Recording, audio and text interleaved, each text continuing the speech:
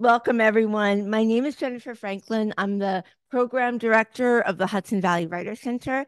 I'm so glad to see all of you today. Thank you to the folks who came to Jessica Jacobs' class today and her wonderful workshop, craft class.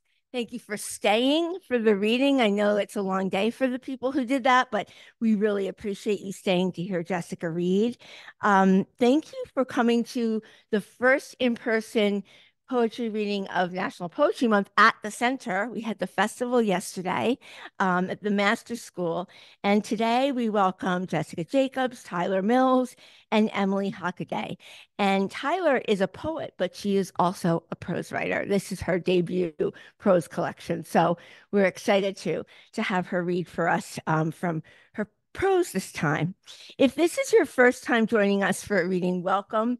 We hope you continue to come to our readings and our online classes and our workshops. And we hope all of you will return to the center in person next Sunday, April 14th, as we welcome Patricia Spears-Jones, Peter Cavino, and EJ Antonio. I want to thank the board, our teachers, our students, and all of the foundations and organizations who support us, including NISCA, Arts Westchester, the Bydale Foundation, the David G. Taft Foundation.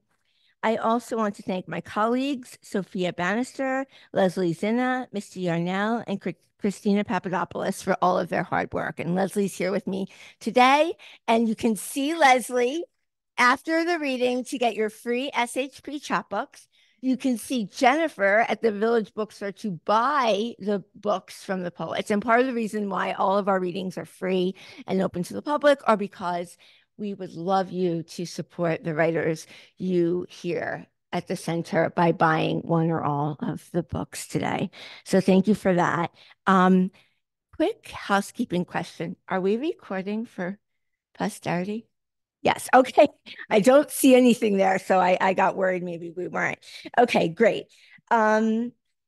We should also mention that for poets who have never published a book or a chapbook, Slapping Hall Press has their contest that's already open. It opened on February 15th. It is due on June 30th. So if you've never published or self-published a book or a chapbook, please enter our contest. It's free for all BIPOC poets, and we have brand new co-editors, Liz Marlowe and Louisa Casedo Camora. So please enter your chapbook if you have not. We also have our brand new Slapping Hall Press Conversation chapbook on sale. It's Ellen Bass and Kendra DeColo. So you can see Leslie if you'd like to buy a copy of that before you leave today. So, spend all your national poetry money here. Hi, Jared. Okay, let's start. Emily Hockaday has 5 chapbooks of poetry, and this is her debut full-length collection. It's called In a Body. It was published in October 2023 by Harbor Editions. She is a poet who lives in Queens, and she has had her poems published in the North American Review, Spoon River Poetry Review, West Wind Review, and Newton Literary. Joan Kwan Glass, who's one of the professors at the Hudson Valley Writer Center of this book, says, Emily Hockaday's In a Body reads simultaneously like a meditation and a masterclass on the pained body's communion with what stings, breaks, bends, and opens in the natural world.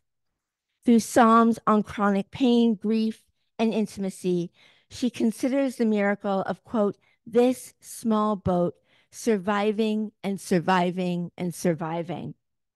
And the metal in the subway pole and the cosmic explosion that sent those metals here. These brief and breathtaking poems ask us to consider the ways in which both our bodies and the world betray, buoy, and surprise us. So please, everyone, help me welcome Emily Hockaday.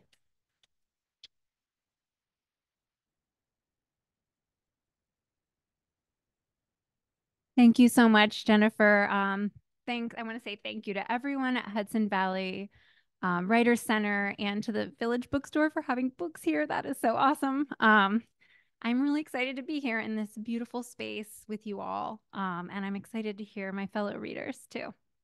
I'm going to start with poems from In a Body. And as the blurb from Joan mentioned, these poems are about chronic illness and chronic pain. And I wrote this book after my diagnosis with chronic illness, and I was kind of trying to rediscover my body and like this is my body now and indefinitely it will be the way it is, and it felt so new and different to me. And I basically wanted to get used to the new normal and also like hopefully find joy in it despite the pain.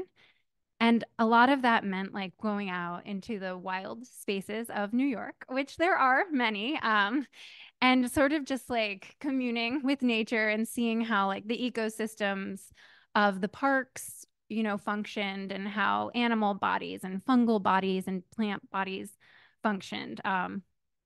I like to joke that there's like at least 10 poems in here that are basically just like self-portrait as a tree, except without the title.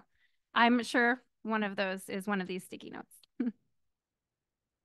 um, the first one I'm going to read is titled Body After Dry Drowning. Winter brought fire to my veins, to Australia, to the Amazon. The skin on my heel crisscrossed with cracks. I want to be the earth, but I want to be treated better. My typography more scarred, but also softer. Storms become more violent and frequent every year, feeding off warmed salt water. My organs migrated and migrated back. A beautiful elasticity works this watery body. I see the temptation Ophelia had. It was never about just one other person. She wanted to drown somewhere outside of herself.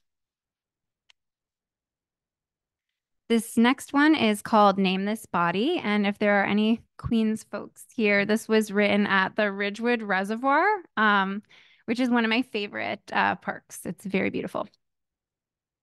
Name this body. Oh, and a lot of the poems have my child in them because a big part of like having the chronic illness and learning my new body was both like trying to embody that for her and also kind of hide like the more scary aspects of it from her. So she shows up a lot. Name this body. Out in the reeds, I am the person I was. The sky is the same, water a perfect blue. Nothing seems to have changed here at the reservoir, and I can imagine, until my child breaks the mirror silence, that I am who I was. Like time, my skin stretched to make room for more love. Chemicals in my brain swung wildly, an unbalanced pendulum. But even after all that, I found stillness. Here at the reservoir, I ask my child, who has seen every side of me that matters, to name the sounds, the colors, the moments that move quickly behind us, the faces we love, the stars she always points to, Vega. Name anything, really. Anything you can. I look into her face fiercely and tell her, name this.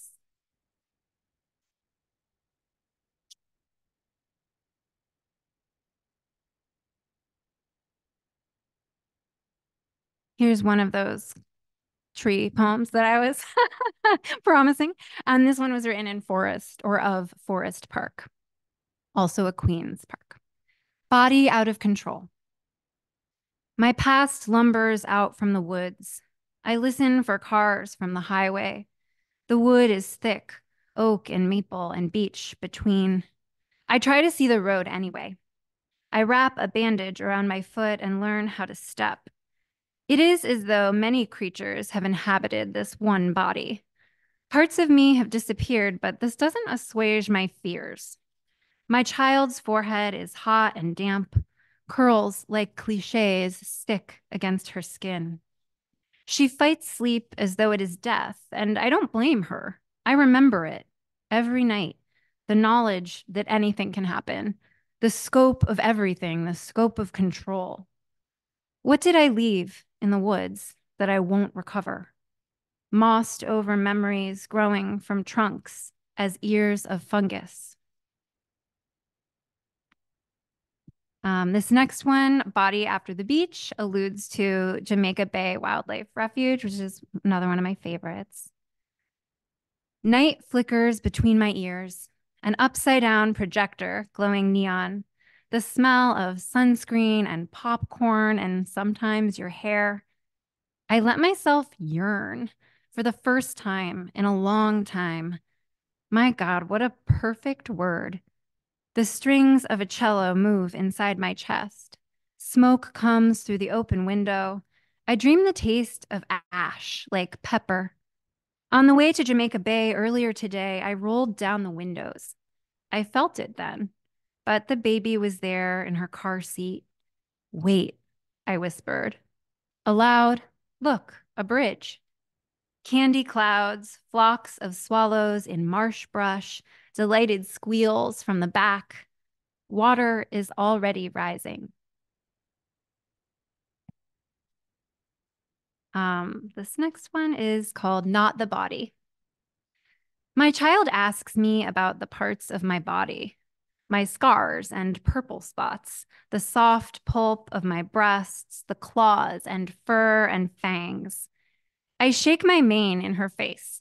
She laughs like a baby. I don't know what to tell her. This body is ephemeral. It is not the body it was. It is only itself at this exact moment. I don't tell her about the lump that grew in my nursing breast or the calcification in the cockles of my ovaries. I don't tell her about the chemicals in my brain. It made you, I tell her. It can be strong. You grew inside and I pushed you all the way out. The next poem is going to take us to Fire Island. I'm a big fan of the Watch Hill neighborhood there, which is a national park. It is full of mosquitoes, but it is really very beautiful and very quiet. And I definitely saw myself in the landscape there. Stargazing on Fire Island. Between mosquito generations, we stand on the porch and stargaze, like I always imagine I do here on Fire Island, but rarely can. We point to Jupiter and Saturn over the low canopy of holly and beach plum. Mars is beneath our feet on the day side. I miss the sweet malt of beer, how it made everyone, even the planets, closer. But was that real? Without a drink, I'm afraid. I don't want to be boring. I tilt my head and let the stars run down my throat. If I look long enough, I can convince myself that I don't really exist. The universe is everything and nothing, and so am I. The next one is also a Fire Island poem. Body Before Extinction. I sing to the water and lower my only child into the foam, wiggling toes first.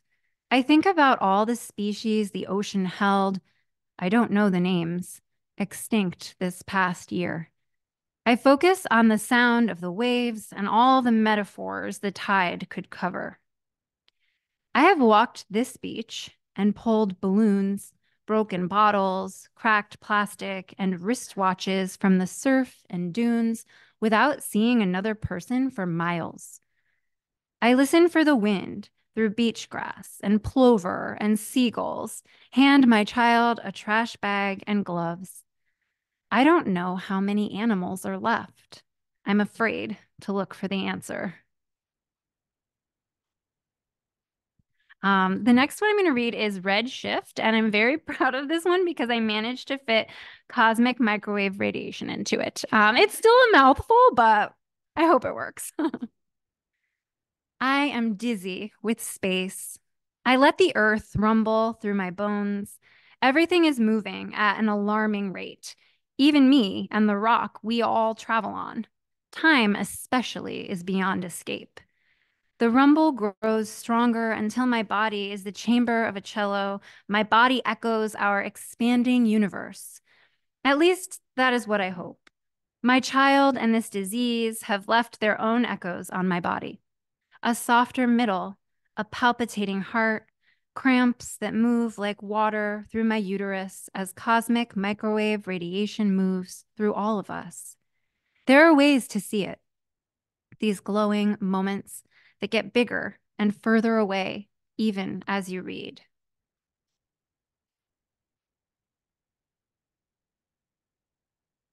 You've probably noticed, but there is a titling convention in the book. A lot of the poems have the word body in them. I wanted the reader to feel just as overwhelmed with the body as I do. Body and autopsy. The pain I'm feeling is not ghost pain, I try explaining to the doctor. Open me up, I find myself saying. And as I say it, I realize it is what I want more than anything. To see inside, to inspect every eggplant organ, an open vein and raw, braided piece of muscle, to weigh them as though in an autopsy, to handle them, soft, bruised, and ripening fruit. I wasn't too gaslit by doctors, like as of, unlike that poem might lead you to believe, but it's still like getting a diagnosis for a chronic illness is wild. You just have to see like a million doctors and keep insisting that like these things are happening. So even if you're not getting gaslit by the medical community, which I know a lot of people are, just because it's so hard to diagnose, it's still just kind of a wild thing. Learned behavior. All afternoon, stones roll in my belly. The day is bright and brittle, an unwatered lawn. I hold an iridescent beetle cupped between my hands so my child may inspect its carapace. She reaches a finger and strokes smooth armor. Her face is tight with concentration. Did she see me swallowing rocks? Our city feels toxic in a way I never imagined. Everything turned to poison. I'm just going to read two more from In a Body.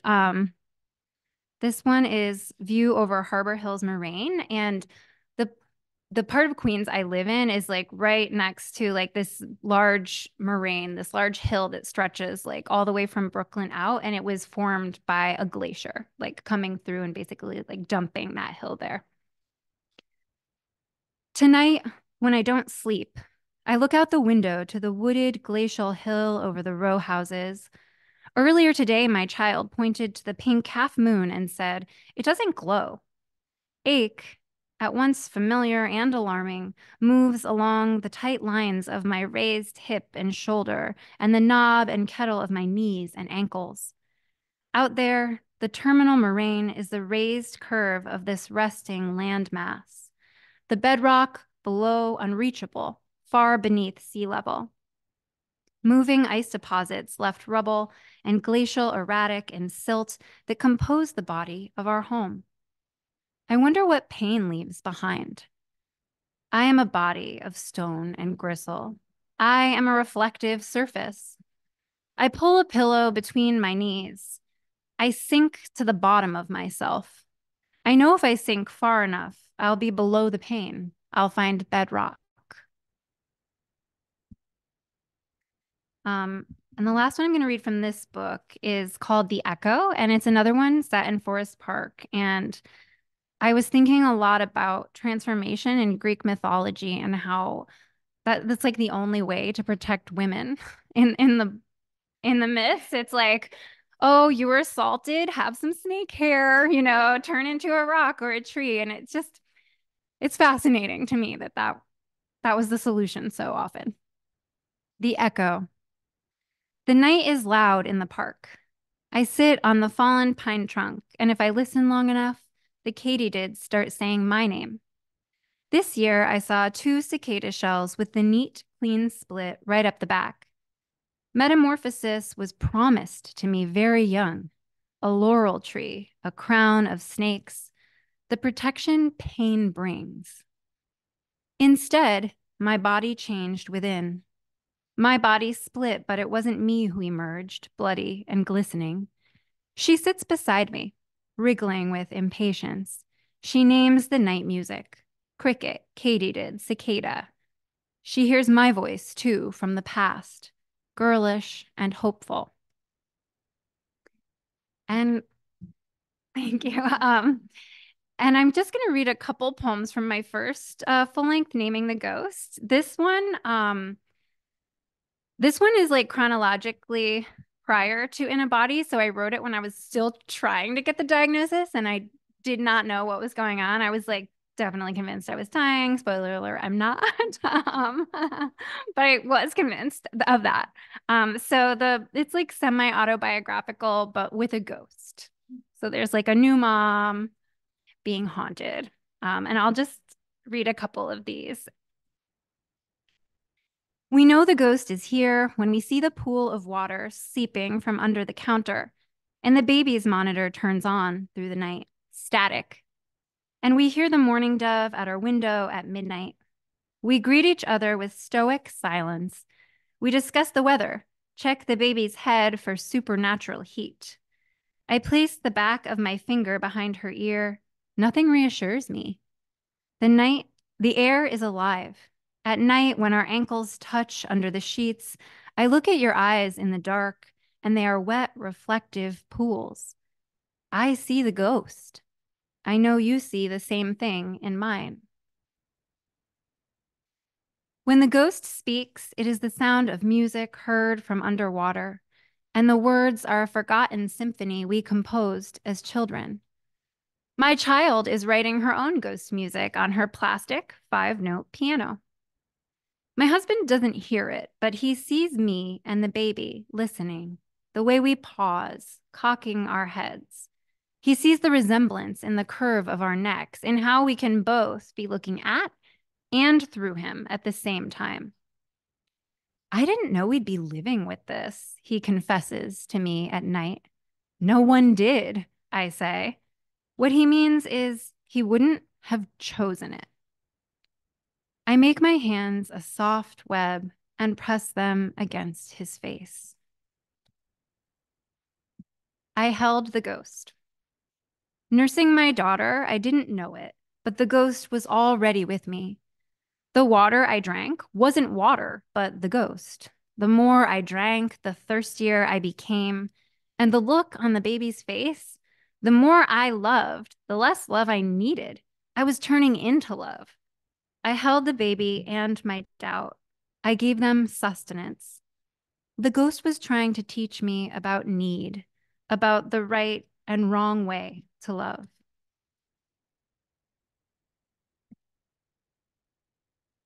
This is the last one I'm going to read. And it's like more toward the end. The book is like somewhat chronological. The ghost is making decisions. I realize the ghost is making decisions for me, and it is time to tell my husband. Somehow, this confession gives the ghost strength. It has good intentions, I tell him. Sometimes. We are riding the subway, and I watch the buildings outside the window blur together. At times, I see people inside, a family tableau. More often, the shiny body of the train reflected. Do you love it? My husband asks. If he is jealous, it doesn't show. I don't know how to answer. A pack of seagulls lands on the subway struts at Broadway Junction, all touching down, wings extended for balance and drag simultaneously. I want to be safe. Is this making me unsafe? I have to admit that safety is as real as I imagine it is. Thank you.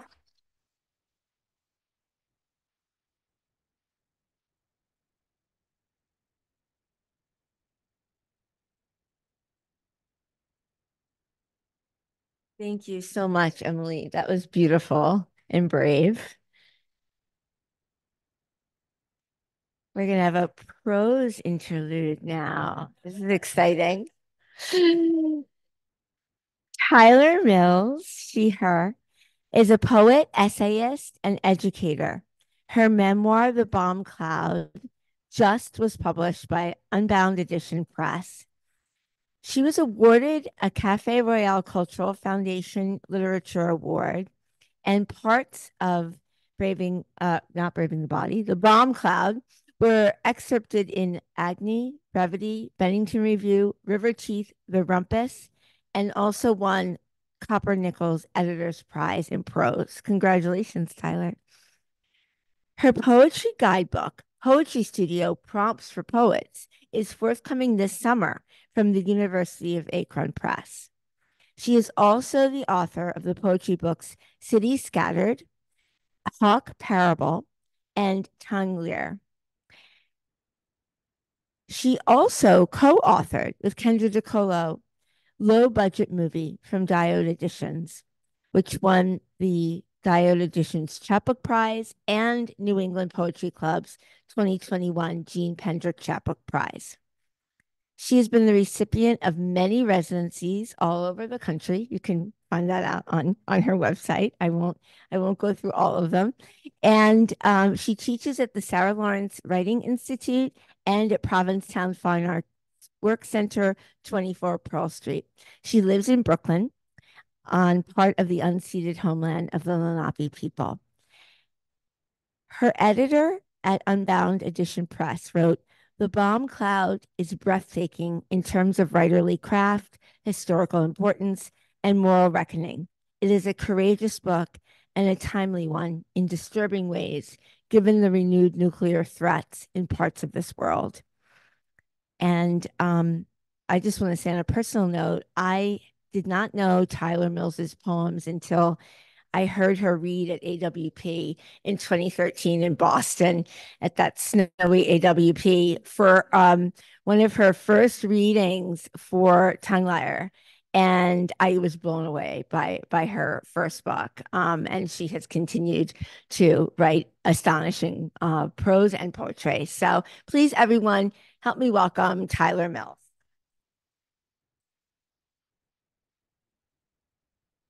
Thank you. Thank you so much, Jennifer. That was such a generous introduction. And thank you so much for coming out. I know this is a room full of writers, and so it's always such an honor to read for fellow writers.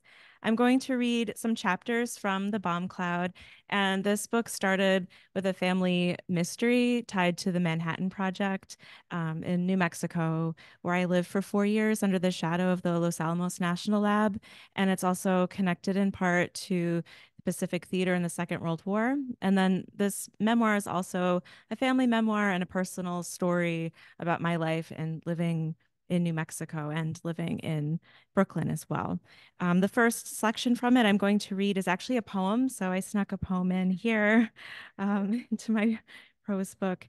I did want to say that Unbound Edition Press has been wonderful to work with, and they've included like visual work too. Like my editor very generously printed these in color. So I just wanted to put out a good word for them. They're a relatively new press, but just really lovely to work with. A silent film. Pan of the White Sands Missile Range. No sound. Men walk around the scaffolding. The sky, New Mexico blue. The bomb is set down by a crane. Some saucer-shaped clouds overhead. I miss the announcer's voice. A man begins climbing a ladder, but the film cuts out. The bomb looks like a larger Star Wars droid. It could carry instruments into the sea. I wish I could hear the men talking about it. Their lips move. One man rests his knee on the shell. A hook keeps it upright for now. They set a canvas tent around it, everything white inside. Now we're farther away. The men start walking away. The ones still there touch it with bare hands. The crane hoists it up the tower like the New Year's Eve ball dropping in reverse. What would the announcer say now or now? It goes skyward. Brown screen, white screen, brick red screen. More happened, but I watched. Wait, it's played again. Half a man's face burns for a second. It fists the air as it moves. What would the announcer say now or now? Again, play it backward to the beginning. Red, white, a marshmallow blackening. Cut. This video has been sanitized. U.S. Department of Energy.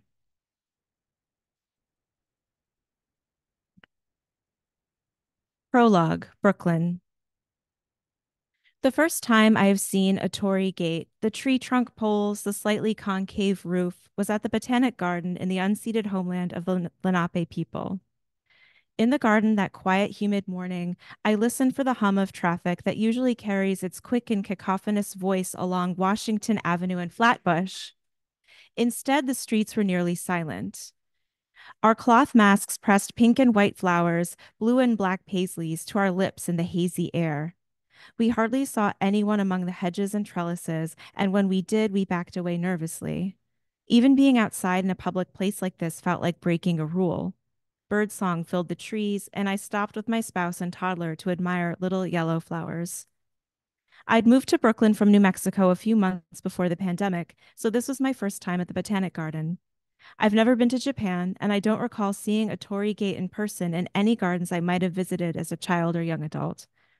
That August morning, the garden sunny and empty, was one of the first times the public could re-enter this beloved place during the first summer of the pandemic. The Brooklyn Botanic Garden officially reopened at limited capacity on August 7th, 2020, a day after the 75th anniversary of the U.S. bombing of Hiroshima. Somewhere, I wrote down the names of the starlight growths in the green. My toddler stopped to pick up sweet gum pods, spiny little worlds slightly smaller than golf balls. And then we rounded a corner.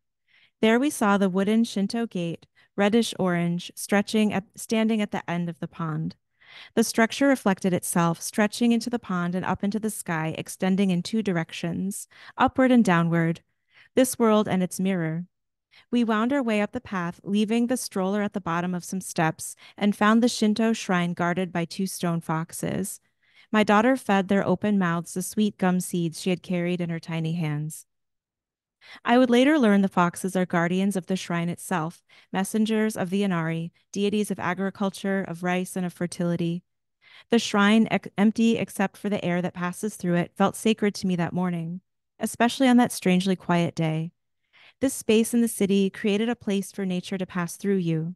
The shrine sat nestled in the trees, its placard fallen over from a recent storm. The moss on the north side of the trees smelled wet like dirt. I thought about all of the dead, all of those we lost so quickly to the virus, all of the spirits suddenly in another place. Sometimes when I walked through the city that summer, catching the scent of leaves or passing through a cloud of golden gnats, I would feel the touch of those who died and loved the city, those who left so quickly. The U.S. military base on Okinawa is called Torii Station, named after the Shinto gates at the front entrance. The island came under U.S. Naval Command at the very end of July 1945, after the Battle of Okinawa, where close to 150,000 Japanese civilians and over 12,000 U.S. military personnel died. 150,000 Japanese civilians. On August 9th, 1945, how was it that after nearly running out of fuel, the plane boxcar, which dropped the Fat Man atomic bomb on the city of Nagasaki, landed on Okinawa? The B-29 landed with 5 minutes of fuel left in the tank, engines dying, without clearance from the radio tower. The giant cigar, as my grandfather would call it, slammed into parked B-24s. After all of this, the whole crew on boxcar thought they were in fact flying the plane The Great Artiste. The city that was supposed to be bombed, Kokura, roiled with smoke from USAF bombings the previous day. So many facts get lost in the clouds.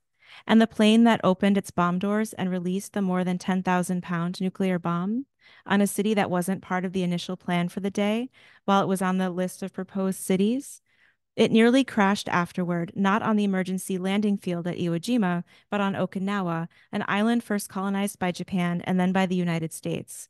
Now the island is part of Japan, but controlled by the U.S. military. I was there, my grandfather said, interviewed to drop the bomb, a decoy plane. This is classified. I shouldn't. He stands up from the couch and walks into another room in my memory. How could the name of a military base controlled by the United States that has been marked with such violence, a place taken from its history, a place that landed the plane that murdered so many people, be given such a sacred name? Torii Station. When I first stood at a Torii gate in Brooklyn that summer day, I found myself entranced by the shimmer in the water underneath it, the rippling red beams reflected there, and the stillness in the water. Back in my apartment, I look at a photograph of two Torii gates positioned as archways above an access road at the U.S. Army garrison on Okinawa. Military vehicles pass underneath and through the beams. You are not supposed to walk directly through a torii gate. This is where the deity passes. So the book explores my grandfather's role and investigates a classified, even now, bomb wing that he was part of, and then looks at Cold War era artifacts and research. And then it also looks at the legacy of the Manhattan Project in New Mexico. And so I'm going to read a chapter or an excerpt from a chapter called Boom about an explosion that I heard in Santa Fe when I lived there that was later claimed by the Los Alamos National Lab. And I was pregnant at the time too, so that comes up in the essay. Boom, a story of erasure, accident, and exposure in the New Mexico desert. Mountains curtained the sky ahead of us. Spring hadn't arrived, but the sun blasted the paling road, the finch feather grass, and the torches of evergreen all the same. Time seemed suspended, but not in seasonless sunshine. Instead, I passed through something like time on the safety corridor on 502 to Los Alamos. As I rounded a cliff, light splashed over my shoulders and like hose water all over the hood of the car. Oppenheimer vacationed here in what he thought of as impossibly remote terrain. Before the shockwave, before the light became something more than light, visible only the instant the blast cooled just enough for the cameras. Cameras captured the images we know, the bulbs, the mushrooms, the turrets of clouds. When you are here in New Mexico, where the potential for infinite destruction all began, you feel like you are in a photograph. But seconds still tick at the wrist like blood sluicing through a vein. Before a tower dropped the Trinity bomb in what is now the White Sands Missile Range, boys put frogs in each other's beds at the Los Alamos Ranch School in cabins that would later become ad hoc labs and plutonium workshops. This was before the facility became a campus, before the town gridded into housing developments and grocery stores, before we burned our way into a new geological epoch, before everything changed. On your way into town, the landscape leading into Los Alamos opens up to cliffs that frame the sky like a shag haircut. An ice cream scoop could have carved the rock out, and all the trees clinging to it in the wind hardly move, gnarled, twisted. Here, beauty is a word that arrives in the mind slowly, the way water boils an egg. Except for the make and model of the cars swerving past you on the corkscrew turns, and maybe except for the oddly warm winter, hardly any snow since January, which will mean more summer wildfires. The charged quality of the air tricks you into thinking you are back in time 70 years. If there's one spark, one cigarette, one blue pinprick of static at your sleeve, one open can of gasoline, could all of this vaporize? The name Los Alamos means the poplars, more specifically, the cottonwoods that pour into the sky. The nuclear facility hums here, though you can't hear it. Everything around it pushes you away gently. You can enter the small science museum for free. You will not be tempted to purchase a book because the bookstore went out of business before you arrived. One rare afternoon, the Los Alamos National Lab's presence announced itself in Santa Fe. That winter morning, I was sipping mint tea in front of my laptop screen, hoping to settle the question mark curling in my stomach. All of a sudden, I heard a roar. Everything became part of the sound, its color a deep blue. My mind smeared like light between the stardust whirls of the Milky Way. Did a massive engine blast past my building, then vanish? I thought about guns, military jets. I went to the window and touched the glass, cold. Sun grazed the roofs of the cars in the lot below me, and beyond them, the field where prairie dogs burrow into the earth stretched out emptily. No one in a puffy vest and neon hat wandered down into the arroyo. The mountains rose like a stage backdrop, this time peach under a pale blue sky. Nothing. January was January, and I returned to my desk. The shape within me had grown a silky pelt of hair. I shivered and wrapped my cape-like synthetic sweater tighter around myself. Nothing stirred. And that essay then looks at the history of Los Alamos, which I think that the movie Oppenheimer glossed over in a major way. I mean, that's a whole other topic. But it investigates a little bit more that incident and that blast. And I have one more chapter, and this is a short flash essay called Body, and it's written in one sentence. And as a poet, I feel like this is another like kind of poem that I snuck into the book. I don't know. So I'll let you decide. But I wrote it when I was living in a little town in New Mexico called Las Vegas, and it's a little former railroad town in the mountains. And this is about a murder that happened there. Body, New Mexico. Monday, and children were walking through the streets, plastic packs on their backs like oxygen tanks for the moon, and pickup trucks, Fords, and Chevys lingered bumper to bumper outside the police station and looped around the plaza with its white gazebo and statue of the Virgin. And the sun looked like liquid, and the road leading away that bridged the river's slush of mud and Dorito bags became a TV set, yellow tape film crew, a sheriff, and a Stetson. And that's what I thought when I saw the barricades. And that's what a friend thought because the TV show staging our town to be Wyoming wanted to use his front door. And in the cafe, I sat at the wood table on a chair with legs uneven as a teenager's jeans and rocked side to side like I was riding in an old van when the children suddenly flooded in, their voices quick in the afternoon air like little bells. And they shouted each other's names and tried to laugh out the dark that was beginning to shimmer almost green in the windows with a luster I can't describe, the changing light cueing something about to fly off the stage of the world like deck umbrellas no one remembered to bring in before a hurricane. But there are no hurricanes here. And then a word began echoing in the room all around me, beginning in the mouths of the children and easing into noise, a garble of gossip, approaching like a snake you hardly hear, gliding over gravel. But its presence made us look at each other differently, peripherally, and I found myself thinking of never and wanting to construct lies with it like, I never stood by a creek and watched water glass the sky, and I was never as young as that table of kids, their cheeks flushed pink with sugar. And the rumor suddenly wore its vowels and consonants loudly. Body, the children said, body. And then I heard parents say, body in the back of a pickup truck, and then parked on the street out there, then dead, dead, driven down from the mountains, the state called in. Body, killed up by the hot springs, killed up by the community college, dumped at night in the pickup bed and driven into town as though for a parade. And someone did this, lives here, shot the body in the head or slit the throat with a kitchen knife. And I could see the truck through the window, person gone, the bed that carried it lifted up on a hook and chain, the vehicle almost a persona of a vehicle. And I thought about how evidence can seem like a curtain pulled shut in a window. And outside on the corner, a grassroots journalist talked at the screen of her phone about disappeared women, how many there are, how mothers and sisters order T-shirts printed with birthday and yearbook photos of them smiling and wear the dead over the ribs and chest and lungs. Mothers and sisters and cousins march in the fiesta parade chanting justice. But later I heard that the body belonged to a man my friend's coworker's neighbor knew. And the paper did not give a name, just body and individual, the language of free enterprise. And at the edge of it all, someone read body and watched the sun rise, this time no bones in the ground, and thought how easy it was. Thank you.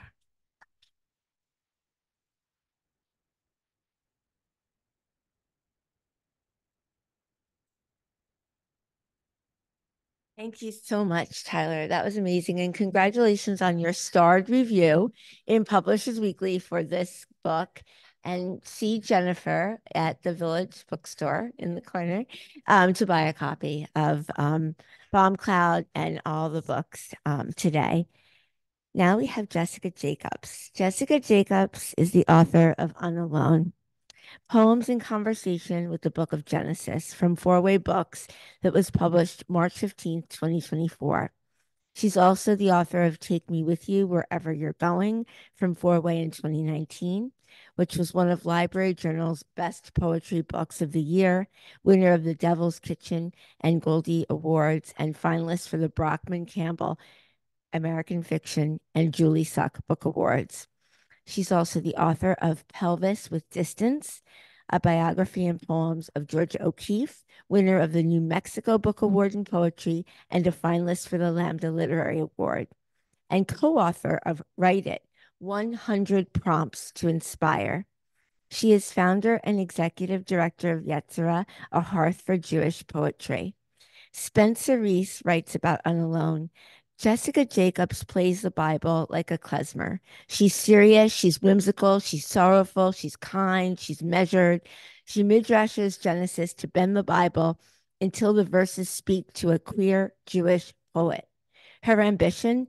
To zip myself into Judaism, she says, making space where there had been none. Quote, no husband, no children.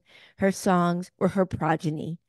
Lucid, deft, circumspect, generous, sagacious, she gets down on her poetic knees and plants a green new tree of knowledge. Jacob seeds, stakes, pollinates, flourishes, and blooms. And that was Spencer Reece, who wrote one of the blurbs for UNALONE. And on a personal note, I will say I knew and loved Jessica Jacobs' poems long before I met her. And now that I know her, I love them even more because she's such an amazing poet and editor and teacher. And as you can attest, the people who took her class today, she's just such a generous person and poet. So please buy this book. You will love dipping into it. It's long. It has long poems in it. It will really inspire you. And Jessica, thank you so much for making the time to be here from so far away. And everyone help me welcome Jessica Jacobs.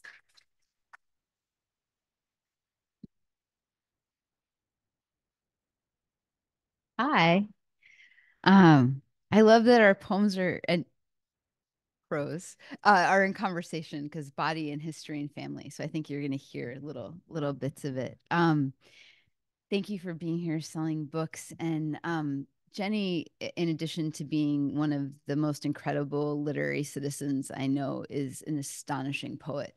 So if you're not familiar with her work, like please pick up her books. She's just, yeah, she's incredible. So I'm gonna read some poems for you. It is a rather I'm thinking of it as a husky book. It's a little for poetry. Um, yeah, and it's born of 7 years. I came from a very secular background, and for a variety of reasons, found myself asking really big questions that just literature didn't really feel like it spoke to anymore for me. And so I wanted to find a wisdom that was a little bit more ancient and more tested. So I found my way to the Torah and to midrash, which is like rabbinic writing about the Torah. And I was shocked by how it spoke to my life. So I hope you hear some of that, and hopefully it will speak to you too. This poem begins when I used to live in New York in Manhattan. I live in North Carolina now, so a little bit different. Ordinary imminence. In New York, sidewalks were so crowded, it was easier to walk in the streets. And 3 stories up from all the elbows and breath, always the same city dream.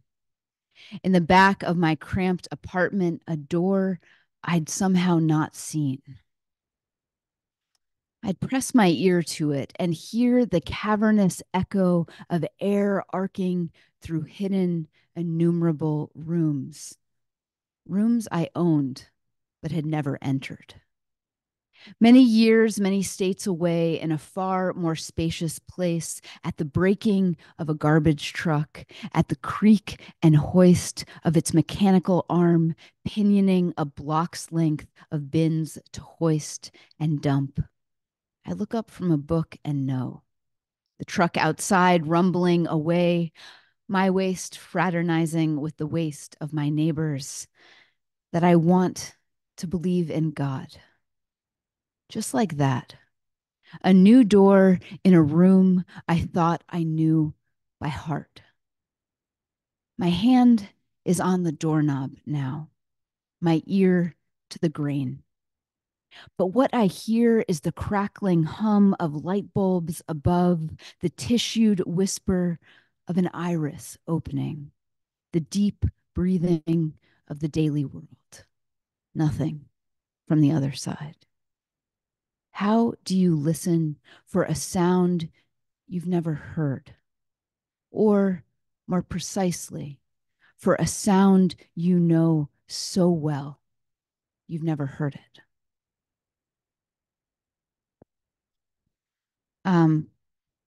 But another surprising thing was that no matter where I was, I would find myself thinking of the Bible, including going for a run on the gay beaches of Provincetown, um, which isn't really what you want to think about when you're there. But I was, hanging out with the ladies, and then I went for a run, and all of a sudden there were like the gents, and I was like, oh, this is like an Orthodox service. Sorry. So the only Hebrew word you need to know is mechitza, which is like the divider between the men and women section. And fun fact, in the back in the day, when gentlemen would want to make an oath to each other, they would cup each other's genitals.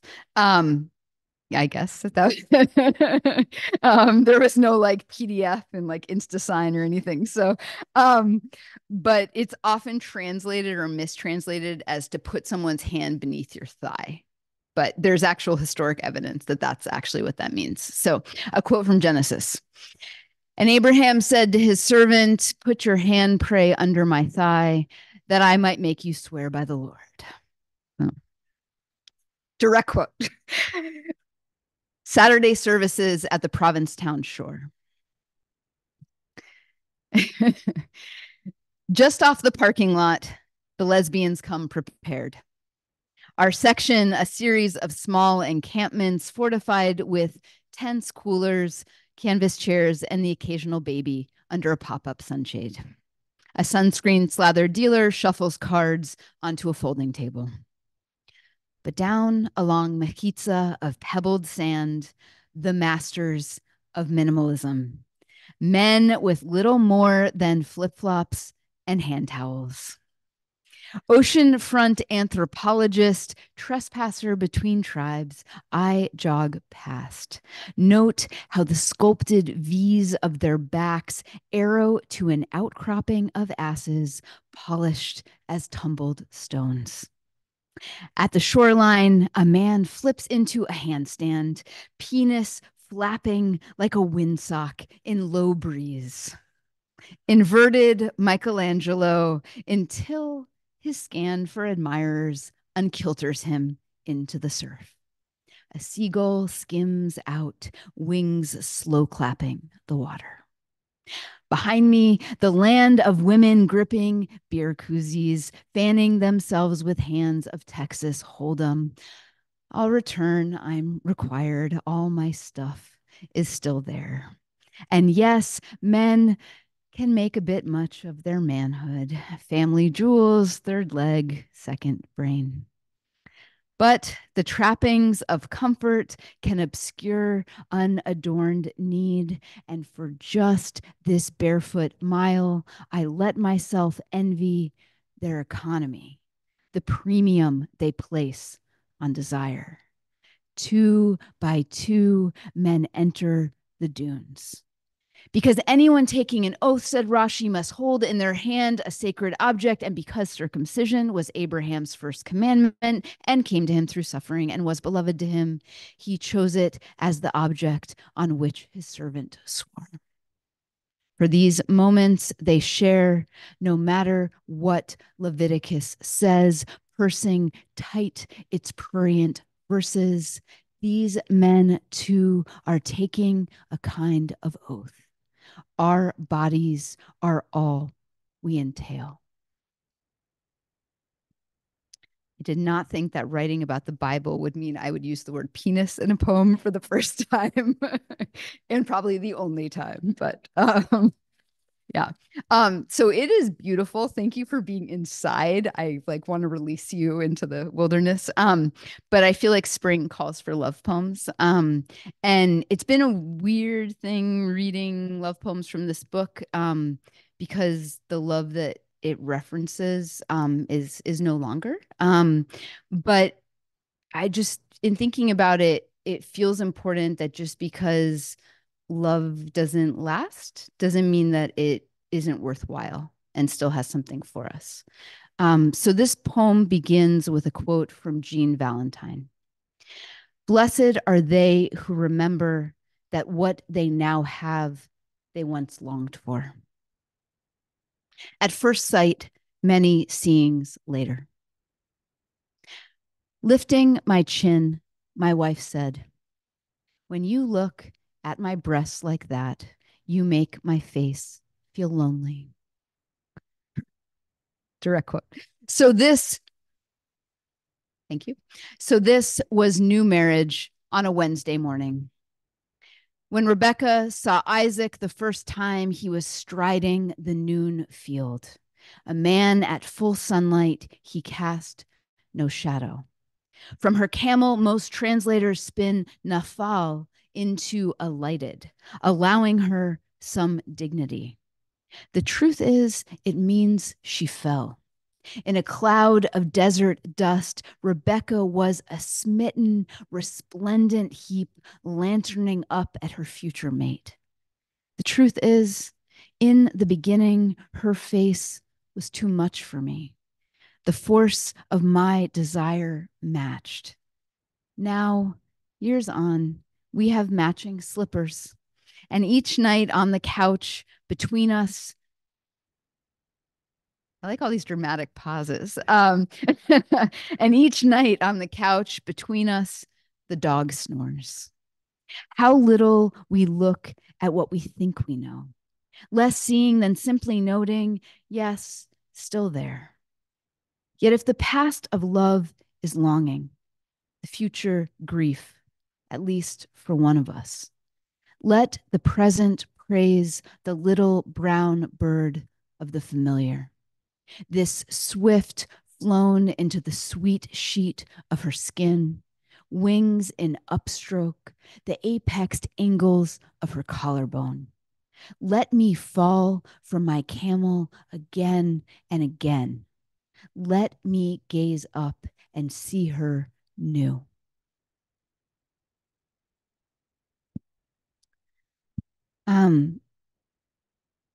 It was interesting for me to, as a literature major who is taught to be very critical, right? That's how we read books and we take them apart, to approach a text as though it is sacred, right? And whatever you think, wherever you think the text comes from, how it was written, to approach a text as though it is sacred means that if something is hard for you, if something even hurts you or offends you or is so confusing, you just want to like just put it down very hardly. You're not supposed to throw any sacred text. It means that it's not that there's something wrong with the text. It's that you need to spend more time with it and you need to sit with it until it becomes a teacher. And for me, I mean, that's kind of changed, honestly, the way that I approach like the entire world. But with this text, there were stories, especially the binding of Isaac, when Abraham is commanded to sacrifice his son by Sarah, his first wife, and he's willing to go do it. He takes him up on the mountain, and I could not make that okay. And especially in this time when people are being really pushed to make statements and take sides on issues that quite frankly just don't have sides or have like 100 different sides. For me, this story was helpful to think about, what if we push back against absolute faith and we ask questions? So this begins with a quote by the philosopher Eric Hoffer. Absolute faith corrupts as absolutely as absolute power. Why there is no Hebrew word for obey. What came later was the real trial. Because God knew Isaac would not die, while Abraham climbed the mountain believing he would. With conviction tempered in the fires of his faith, he walked up through the shaded valley, his son resolute ahead on the trail. Behind them, Sarah, Isaac's mother, Abraham's wife, a small darkness in the distance, growing forever smaller. He bound his beloved son, pulled back his legs, wrenched back his arms, knotted his ankles to his wrists, and laid him on that altar like a child falling through the sky. He held the knife, knowing from every animal he'd ever sacrificed how his son would jerk and shudder when the blade opened his throat. The familiar smoke of offered flesh.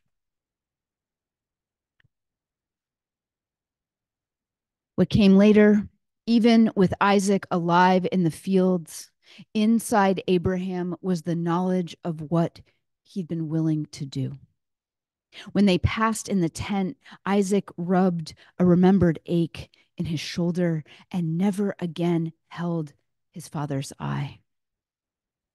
Sarah, smelling the imagined ashes on her husband's fingers, the blood in the crease of his throat, turned from him in the night.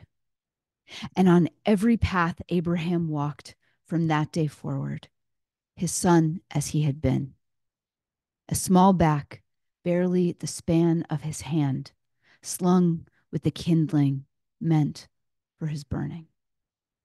Seconds from the slaughter of the one meant to carry his line of the son he'd wanted all his life, who's to say the voice in his head was God?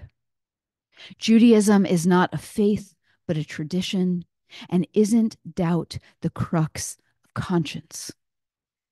Yet what came later on a Sabbath morning, centuries on, was a congregation in Pittsburgh reading this story of Isaac's binding, of Abraham's terrible bind, when a man burning with unquestioning belief entered with a gun, and with no better angel to stay his hand, opened fire, believing the death of Jews would keep our country safe, believing this massacre, elderly congregants bleeding out on the floor, was God's work. Who would call such actions holy? And how many more times will each of us come down from the mountain, conviction knocking like a knife in our belt loop, stained with all we would have done? My daily gods are minor ones, of pride, of lust, of impatience and complacency. Yet how many have I harmed on the way to what I thought was right? Or, with hindsight, on the way to what I wanted? And how many sorry sacrifices have I made of myself? What if we turn from certainty and arm ourselves instead with questions? Obey, obey, obey is everywhere in translation. The real word is Shema. Listen.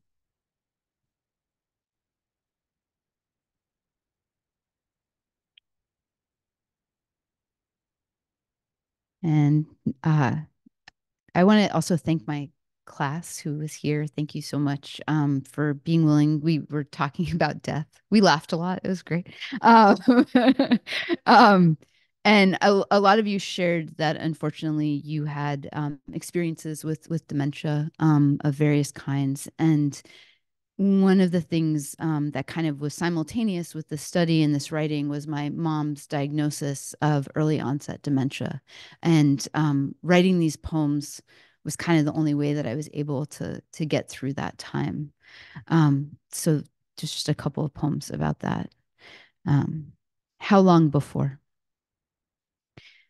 To move in the wet heat of Florida summer is to be carried in the mouth of an animal. But inside my parents' house, kept chill as a mausoleum, my mother paces and weeps in a ragged nightgown she refuses to change. Her hands, two anxious dishcloths trying to wring themselves dry. Because I am not the person I'd like to be, I shut the door on this, on my father's poor job of pretending not to cry. And between fences draped in air potato vines, beetle eaten to a path of tattered valentines, run as though I could leave any of this behind. As Joseph tried to when he named his first son Manasseh, he who makes forgetting, a word that hints at memory evaporating like water from a sizzling street. That heat, hungry as the silverfish swimming my childhood books, leaving holes in all the old stories. But to name someone after what you say you've forgotten is to make of them a neon arrow to the relentless past, one you'll someday return to. This is not that. The mother I've lost is lost for good. The only cure for such decay is its completion. When she's forgotten, even forgetting. In the mountains I've made my home, vine barrens of kudzu, invasive as her illness, mask every gall, burl, and blight. So come, high climber, you foot a night vine. May all her buried memories remain for her unmarked, unnamed. Cover it all with your nullifying green. Be a sea that waves over everything. And if it brings her peace, let her forget even me.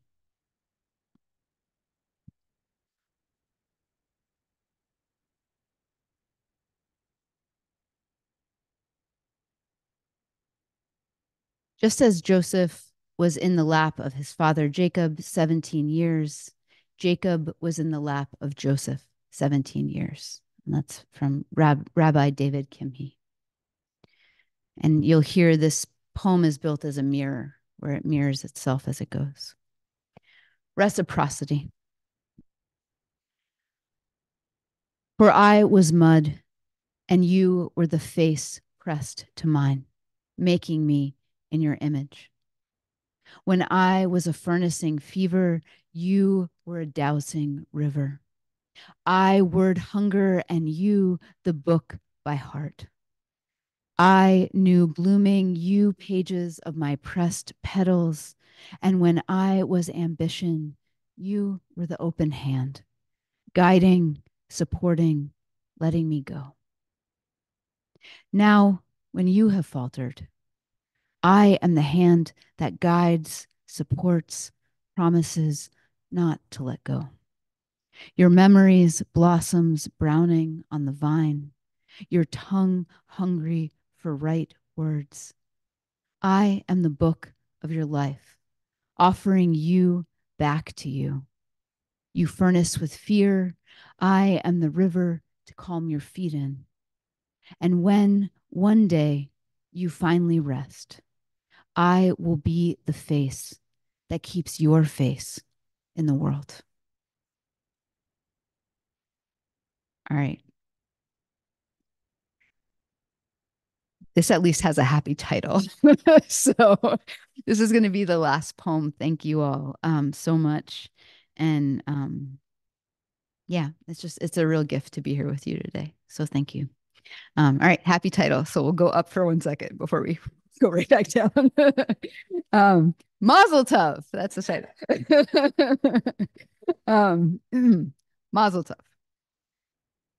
Circular breather. My dog can whine without ceasing, his tail thumping the wall beside the bed to call me up and out to the yard instead. In moonlight, the hydrangea's white blossoms are a zodiac of branch-bound constellations. Once God called Abraham out from his tent to the open field to count the uncountable lights in the sky, promising offspring bountiful as dust, numerous as the stars. Like Abraham, I too left my land, my birthplace, my father's house. But the closest I have to offspring is lifting his leg at the azalea, nose busy with the news the night air brings.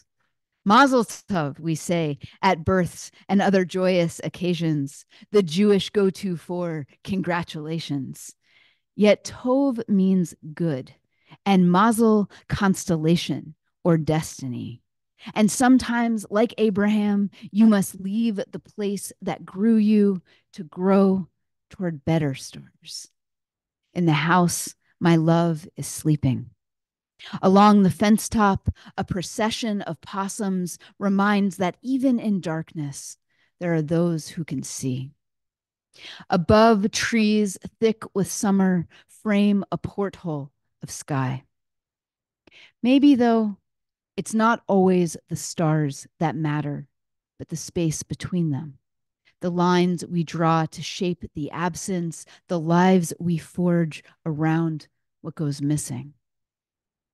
So if I wish you mazel tov, know what I'll mean is, may you live beneath good stars and find a reason to open your door to the night. From the deck, the cool breeze makes a festival of the silver-lit leaves. Under my palm, the warmth of his fur, the rise of his ribs. He doesn't suspect his kidneys are failing, that his muzzle is white as the winter the vet has said he will not live to see. Like all of us, he is dying. Like most of us, he doesn't know it. His chin on my leg, he trusts me with the weight of his head. May the darkness be as much a blessing as the stars. Thank you.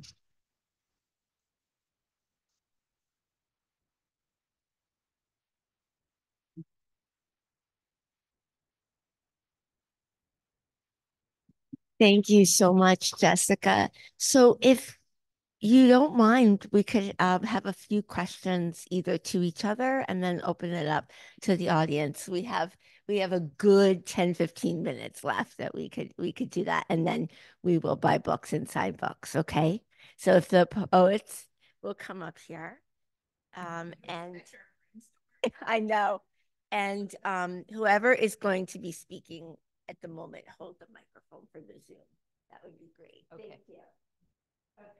I just read, so you all have to go first. Okay.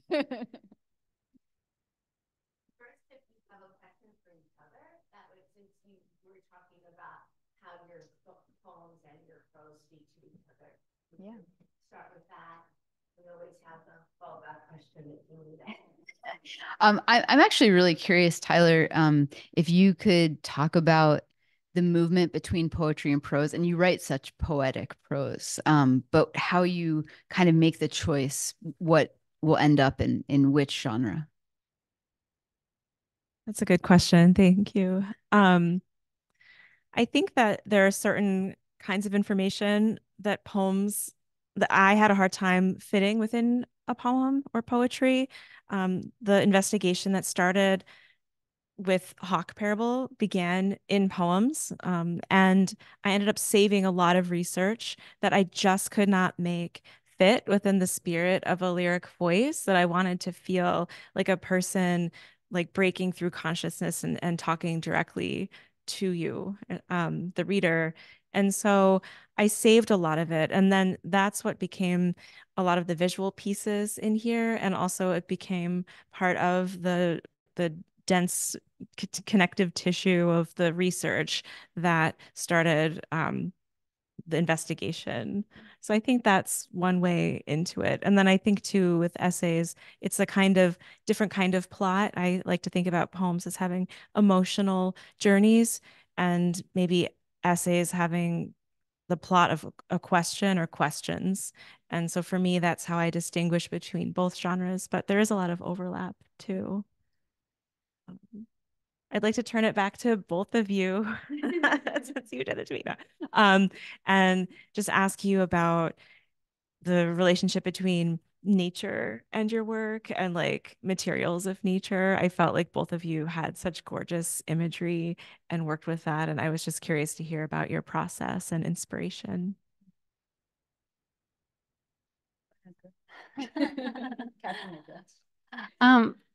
For me, a lot of the nature imagery just like comes from my natural curiosity. And then also like having a kid, I feel like you really get like into the dirt, literally. Like one of the poems that I didn't read in a body has me and my child like digging in the sand of the Great South Bay on Fire Island and like finding a cache of horseshoe crab eggs, which are like very distinctive. They look like the marbles that have like that little slash of paint inside, if you know what I mean.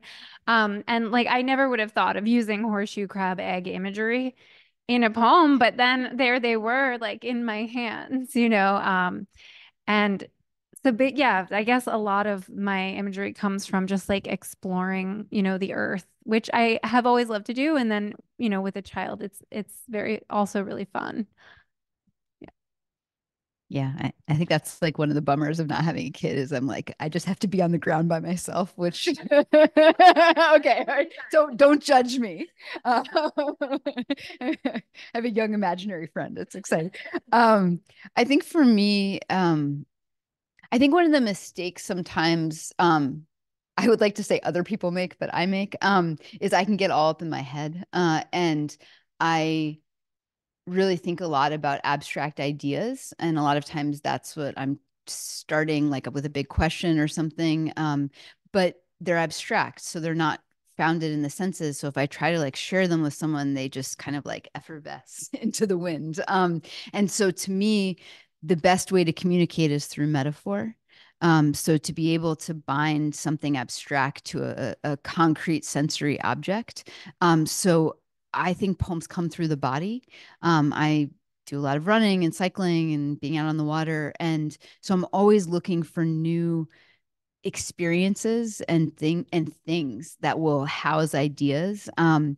And then like sometimes they'll just be gifts, like you talk about the horseshoe crabs. And I was like obsessed with this idea of free will and how confusing it is that like there could be the idea of an omnipotent being and yet somehow we have free will, and like what does that mean? And then I was having dinner with a friend who is a biologist, and he was doing a study, and he was saying that the things that make us the most able to like pick up tiny things, which is this like beautiful opposable thumb, also means that we are the only animals that can make a fist.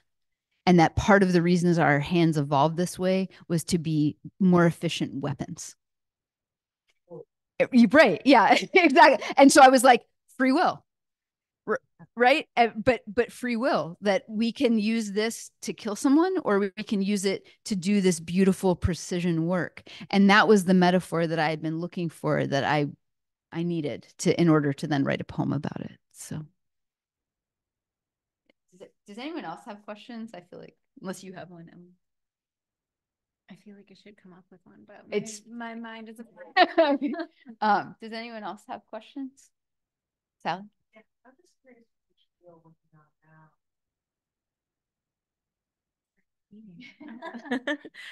on now.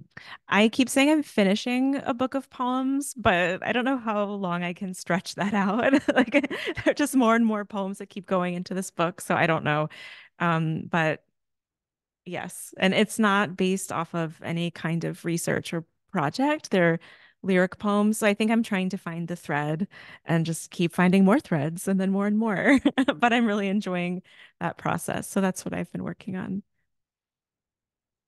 I have my next book is coming out in early 2025, and it's like chronologically before these two books, but it's about like my father had ALS and died of it very, very quickly. Like he was diagnosed and died in the same year.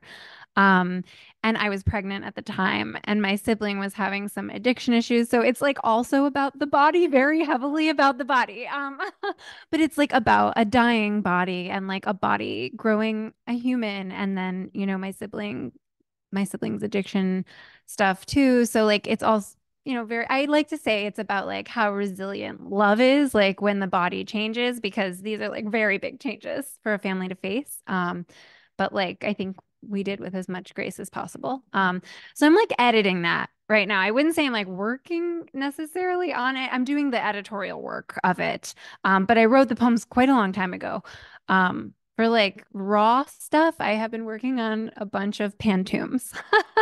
So I don't know what will happen with those because they're very niche, but they've been fun. Right now I'm mostly working on building my literary nonprofit Yetzirah, which is a bit consuming. But one day in the future, not to be predictable, but I'm gonna probably go to Exodus. But I'm very grateful. Well, yes, we don't have a very good sense of direction, I guess. But what's very wonderful for me is that the next 4 books of the Pentateuch are all bound together. So I think my next book will probably speak to all 4 of them. But like you, I had to leave so much on the floor in writing these poems because I just did so much research. So I'm not really sure yet if it's going to be poetry or prose. But I'm very interested in this idea of being in the wilderness as kind of like once we leave childhood and young adulthood, but we never make it exactly to the promised land. So what does it mean to then live this life, and how do we make it meaningful? And those are kind of some of the things I'd like to explore. Yeah. Yeah. Yeah.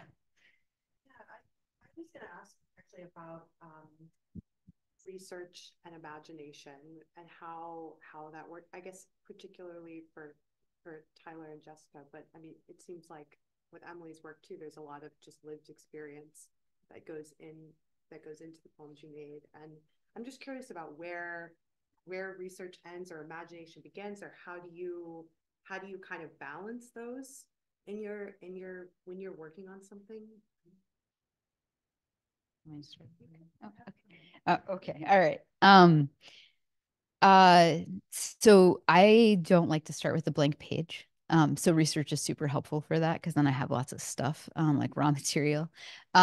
What I do is as I research, I try to stay really alive to like what we did in class today, which is like what's happening in my body as I'm doing research.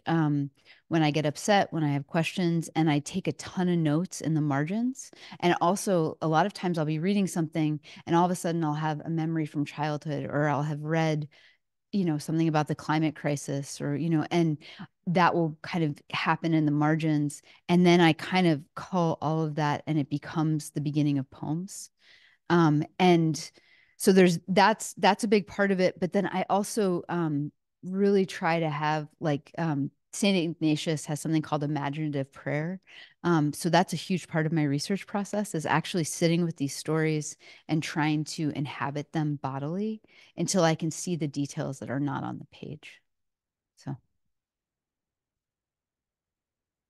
That's such a good answer. I similarly think about the 5 senses and try to approach information from like the tactile or scent or sound to kind of get into the imaginative space to bring facts alive. I also try to think about how facts connect with my personal lived experience.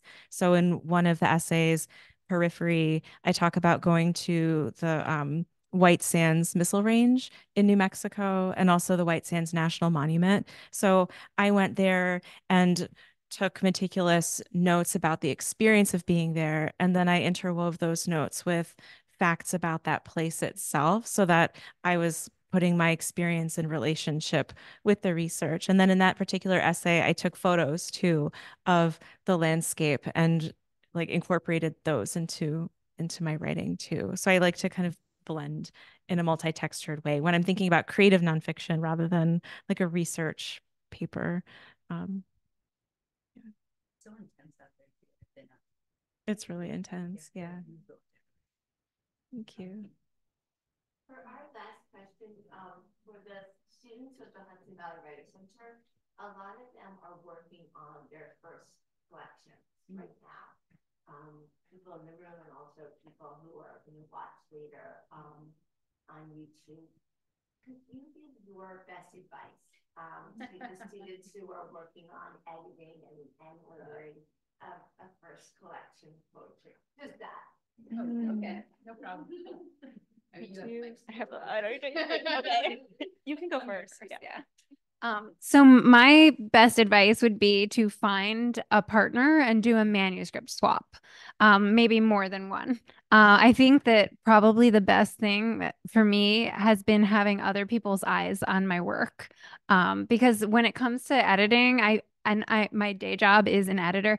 I feel like it's just so much easier for another person to approach the work and see what needs to be fixed than for the person who wrote it. Certainly, there are people who can do both things, and that's amazing. But in my experience, I'm not that person, and many of the people I've worked with also need to hear like an outside editorial perspective. That's such good advice. Yes. let's see, what else can I add? I think that when you're working on a draft, like at the editorial phase, be careful or try not to group poems together that you think are like definitely connected by theme. That's something that I would encourage you to try not to do, and try to think about constantly surprising your reader so that then the reader's returning to other poems and like recalling them and saying, oh, yes, 2 poems ago, I remember this was about a violin or something else. And I think that way the book itself will read as a whole poem rather than like an overdetermined like little series of like pit stops or something. I'm just offering that because that's a pitfall I have made and I've had to really work through over time. And then another thing I would suggest is really be open to changing the title of your piece, because sometimes I'm including myself in this, by the way. We get very attached to what we think it's called, but that title also needs to breathe like a spirit into the work, and it needs to make the whole book feel like a new poem. And so sometimes the title itself isn't doing the best service that the book could be doing. And so I would encourage you to think about that, and then think about the relationship between the title and the epigraph, and like try to get some like electrical storm thing going on between those. That's what I would say. Um, Yeah. All right. I like all of your advice. Yeah, I think of it almost as like a tapestry, like that interweaving of the, yeah. I think what I would just say is for each of the 3 books, it's weird that I've now written 3 books, but for each of them, I didn't know I was writing a book.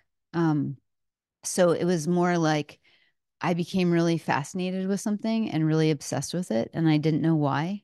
And I just kind of like compulsively researched whatever it was, and then and like gave myself to it. And then often very far down the line, it became clear to me what I was trying to learn and why I was compelled to work on that subject matter. Um, so I would just say like lean into your obsessions. You don't have to know why, but if something fascinates you, if you're drawn to something, you can't stop thinking about it, like go for it. Like just like, and it will be astonishing what will come out. And a lot of times when you're really doing something because you have to, everything that happens in your life will pour into that project. Like everything will start speaking to it. And for me, like that's just been the gift, is like finding my way into all these different worlds. So yeah.